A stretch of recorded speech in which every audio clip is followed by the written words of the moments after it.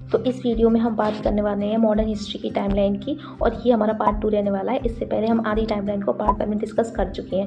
अब वीडियो मैंने नीचे डाल दी है, अगर नहीं देखी तो जाकर देख लेना और लाइक कर देना। तो चलिए अब बात करते हैं आगे की टाइमलाइन की। उससे पहले वीडियो को लाइक करके सेव कर लो और अपने दोस्तों के साथ शेयर कर दो।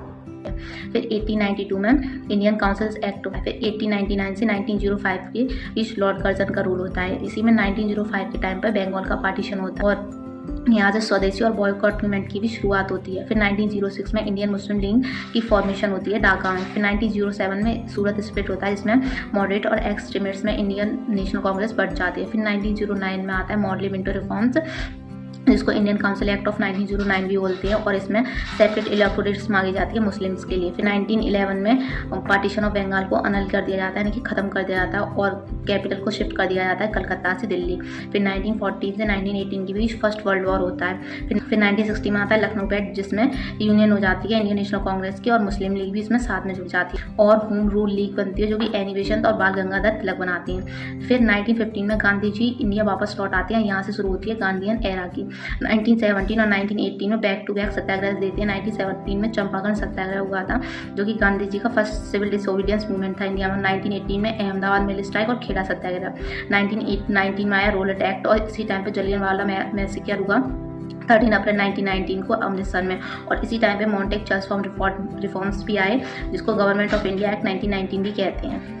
फिर 1920 से 22 के बीच नॉन कोऑपरेशन मूवमेंट और खिलाफत मूवमेंट होता है। इसी में 1922 में चौरी चौरा इंसिडेंट होता है, जहाँ से सिविल डिसोबीडियंस मूवमेंट को सस्पेंड कर दिया जाता है। फिर 1927 में आती है साइमन कमीशन, जो कि इंडियंस के द्वारा बॉयकॉट की जाती है। फिर 1928 में नेहरू रिपोर्ट रखी जाती है, और 1929 में लाहौर का सेशन होता है इंडियन नेशनल कांग्रेस का, जिसमें पूर्ण स्वराज का गोल डिक्लेयर किया जाता है। फिर 1913 में दांडी मार्च होती है, इसको सॉल्ट सत्याग्रह भी बोलते हैं, और सिविल डिसोबीडियंस मूवमेंट भी आता है।